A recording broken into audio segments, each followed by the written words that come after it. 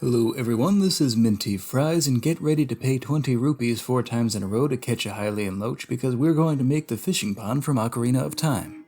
That's right, I've been wanting to do a 3D print involving water for a while. I plan to make the water out of transparent resin. This is actually something I did previously on a small scale with the fish tank and Blether's tent from Animal Crossing. But I want to do something like this pond because I can pour one layer of resin, cure it, then stick fish on top of that one layer, pour another layer on top of that, and repeat to have various fish floating throughout the pond. You'll see what I mean later in the video. Additionally, with the simple N64 graphics of this game's fishing hole, making a print of it would be a good way to dip my feet into making a large area like this. If this print is a success, I just might challenge myself to do something more ambitious, like the fishing area from Twilight Princess. Here is the completed 3D model. I took the liberty of animating Link fishing and the shopkeeper doing God knows what. I then used Tinkercad to cut the model into 3 different pieces since Tinkercad is wicked good at Boolean subtraction operators. That being cutting 3D pieces. My Elegoo Mars 2 printer has a bed size of only 5 inches lengthwise, so I had to chop it up a bit. So, upon fusing the 3 parts into one by gluing the pieces and then smoothing some resin into the seams, UV curing it in place and sanding, we get this monstrosity. I always wanted to print something this large, but for some reason I always had anxiety about fusing parts together. Glad I finally took the leap. Funnily enough, there are only 2 fish in Ocarina of Time, besides the model of the bottlefish. Which is very fun to say, by the way, model of the bottlefish. In the fishing hole itself, we have the Hyrule bass and the Hylian loach. I wanted to 3D print the Hylian loach, so I visited Lake Hylia in real life. But try as I might, I walked around this pond all day and I could not find the sinking lure. Sometimes you find it over here, but it wasn't here this time. Then I went over here, and it's not here either.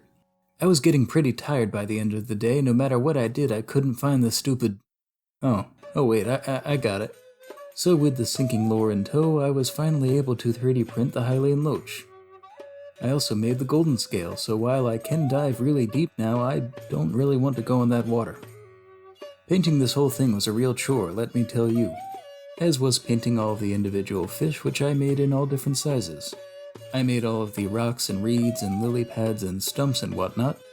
And I've got all the trees around the pond and the fishing guru's counter and tank.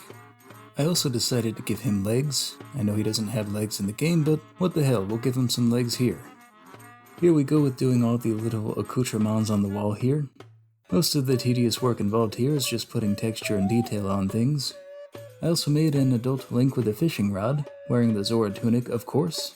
Indeed, how can one even enter Lake Hylia without wearing the Zora tunic? That would be quite the faux pas.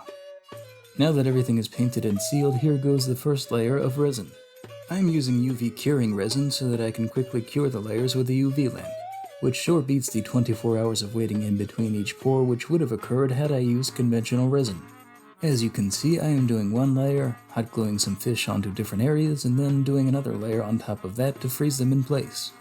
I am using some blue dye in the resin for 2 reasons. For one, the water in Ocarina of Time is blue as hell.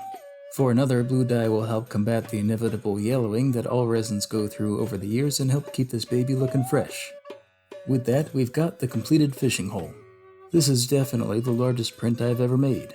We've got the pond itself, the check-in area, and of course the sinking lure and golden scale. And a red rupee. Why not? Close up on all the fish. While I don't condone recreational fishing in real life, I do sincerely love fishing games. Looking at this really makes me want to break out some Bass Hunter 64. Maybe I could play that game with Ed Bassmaster. Psh, like I give a rat's ass. Not on my worst day, pal. Well, thanks for joining me, and remember to use the golden scale to dive down 8 meters to hit that subscribe button. Have a minty fresh day.